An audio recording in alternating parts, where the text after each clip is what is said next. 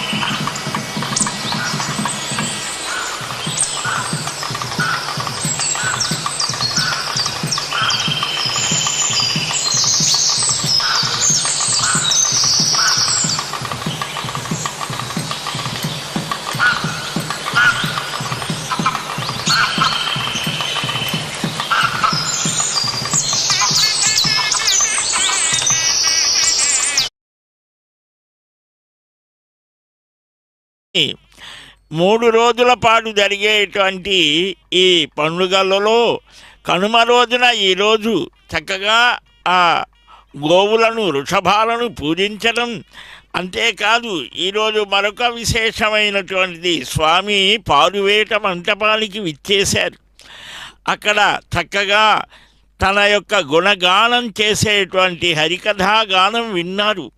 అంతేకాదు అన్నమయ్య చక్కగా 32,000 కీర్తనలతో గానం చేసిన ఆ మృదు మధురమైనటువంటి కొండలలో నెలకొండ కోనేటి రాయుడవయ్యా నీవు పరబ్రహ్మతత్వం ఒక్కటే అని గానం చేసినటువంటి అపూర్వమైనటువంటి మధుర ఉజ్వల ఆ దివ్య సన్నివేశాన్ని ఆవిష్కరించినటువంటి విశేషాన్ని విన్నాం.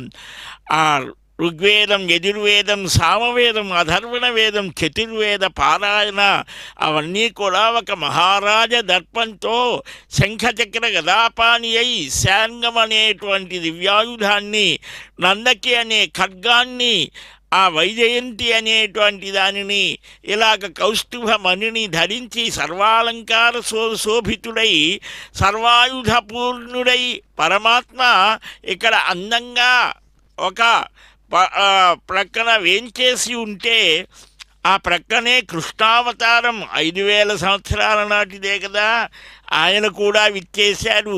పశువుల పండుగ కదా, వేద వాంగ్మయంలో మనకు వ్యవసాయాన్ని గురించి కూడా ఉంటుంది. పాడి పంటలతో ఈ 3 రోజుల పండుగలో మొదటి రోజున చక్కగా ఆ పాత వాసనలు, ఆలోచనలన్నింటినీ కూడా జ్ఞానం అనేటువంటి అగ్నిలో కర్మలన్నింటినీ దగ్ధం చేస్తున్నామన్నట్టుగా ఆ భోగి రోజున ఆ పాత వాసనలన్నీ తొలగించుకొని చక్కగా గోదమ్మ ఏ విధంగా అయితే ఆ పరమాత్మ శ్రీమన్నారాయణుని చేరిందో ఆ గోదా వైభవాన్ని స్మరించుకుంటాం. రెండవ రోజున ఆ పెద్దలైనటువంటి పితృదేవతలని స్మరించుకుంటాం. ఈ 3వ రోజున ఈ సమస్తమైనటువంటి మానవులకు కూడా ఆహారాన్ని ఓషధీ రూపంలో ప్రసాదిస్తాడు పరమాత్మ.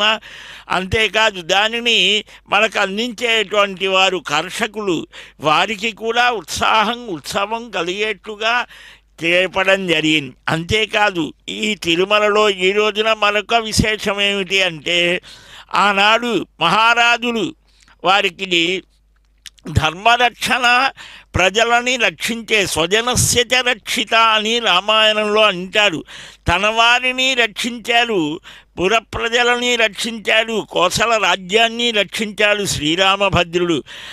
ఏ విధంగా అయితే రామావతారంలో సకల లోకాలకు ప్రభువైనటువంటి స్వామి ఈ సమస్తమైనటువంటి భూమండలానికి అధిపతి అయి మహారాజ ఠీవితో ఏ విధంగా సర్వజన సంరక్షణ చేశాడో, కృష్ణావతారంలో రాజులకు ప్రబోధం చేశాడో, ఈ శ్రీనివాసుడుగా కలిలో శ్రీ వెంకటరమణుడుగా అవన్నిటినీ కూడా స్మరింపచేస్తూ ఈ పారువేట మండపంలో వేంచేసి ఒక మహారాజుగా సర్కల కళలనన్నిటినీ కూడా స్వీకరించారు.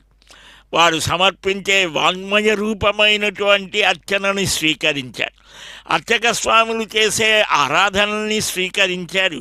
వేదనాదాలు విన్నారు. ఇలాగ విని చక్కగా ఆ దేవదేవుడు మనల్నందరినీ కూడా అనుగ్రహించబోయేటువంటి శుభవేళ ఆ పరమాత్మని శ్రీవత్స కౌస్తుభ ముక్తాదామ ఉదరబంధన పీతాంబర కాంచీగుణ నూపుర అది అపరిమిత దివ్యభూషణాదులతో ఉన్నటువంటి స్వామిట ఆయన.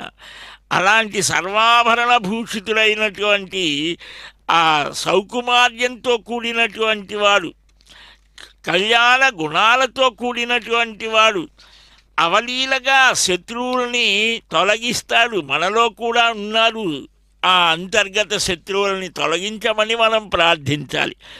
ఆవు నేయి కాంతులతో ఆ దివ్యరూప సౌందర్యంతో శోచిత వివిధ విచిత్ర అనంత ఆశ్చర్య నిత్య నిరవధ్య నిరతిశయ సుగంధ నిరతిశయ సుఖస్పర్శ నిరతిశయ ఔజ్వల్య కిరీట మగుట చూడావతంస మకర కుండల గ్రైవేయ హార కేయూర కటక శ్రీవత్స కౌస్తుభ ముక్తాదామోదర బంధన పీతాంబర కాంచీగుణ నూపురాజ్యపరిమిత దివ్యభూషణ అని అద్భుతంగా వర్ణన చేస్తారు. భుజకీర్తులు, వంకీలు, బాహుపురులు, కర్ణాభరణాలు ఇలాగా అలాంటి ఆ దివ్యమైనటువంటి ఆభరణాలతో ఉన్నటువంటి స్వామి.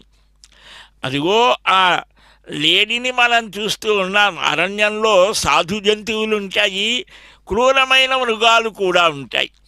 అన్నిటినీ కూడా ఈ అరణ్యం అనేటువంటి ప్రదేశంలో సంచరించేటువంటి వాటిల్లో క్రూరత్వాన్ని తొలగించి మృదుత్వాన్ని సాధుశీలత్వాన్ని రక్షించేటువంటి స్వామి. జనారణ్యంలో కూడా దుర్మార్గ ప్రవృత్తి కలిగిన వారు ఉంటారు, దుష్టభావాలతో సద్భావాలతో ఉన్నటువంటి వారు ఉంటారు.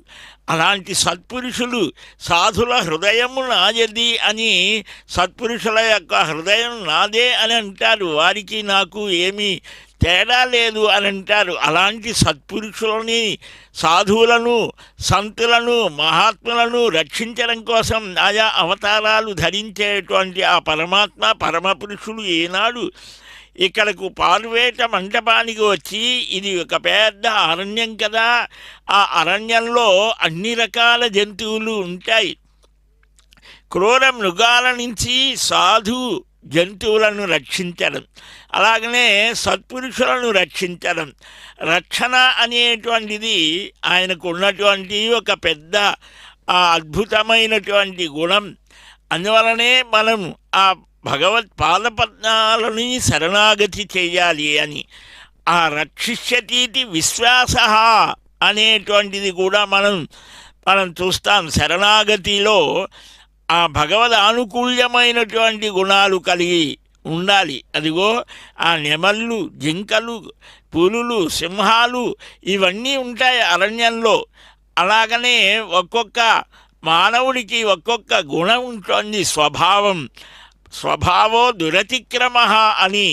ఆ స్వభావాలని చక్కగా భావాలు మారినా స్వభావం మారకపోవచ్చు, కానీ అట్టి స్వభావాన్ని కూడా చక్కగా తీర్చిదిద్దుకోవాలి.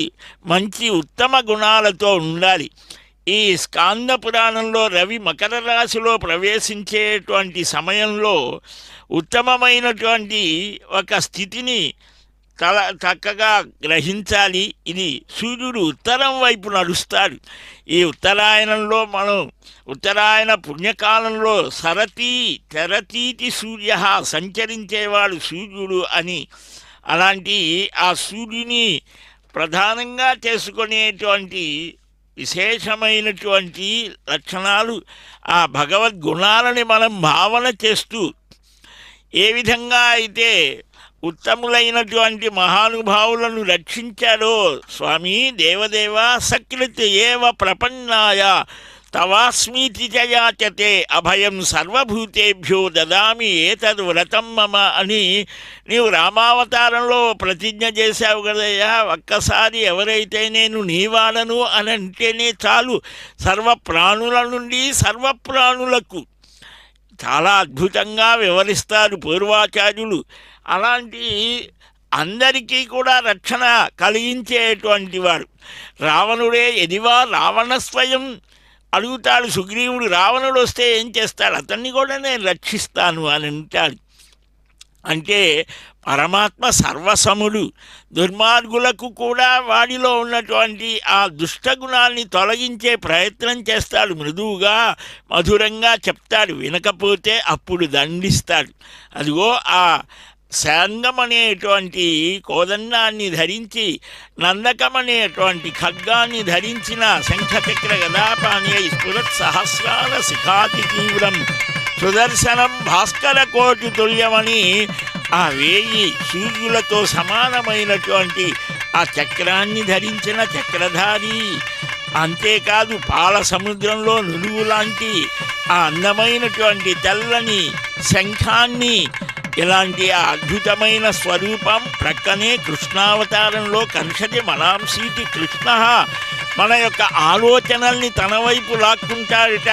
తన చేష్టల చేత, లీలల చేత, భావాల చేత ఆలోచన ధార మనకు చక్కగా ఉండాలి అని ఆ కృష్ణయ్యని మనం శరణాగతి చేయాలి.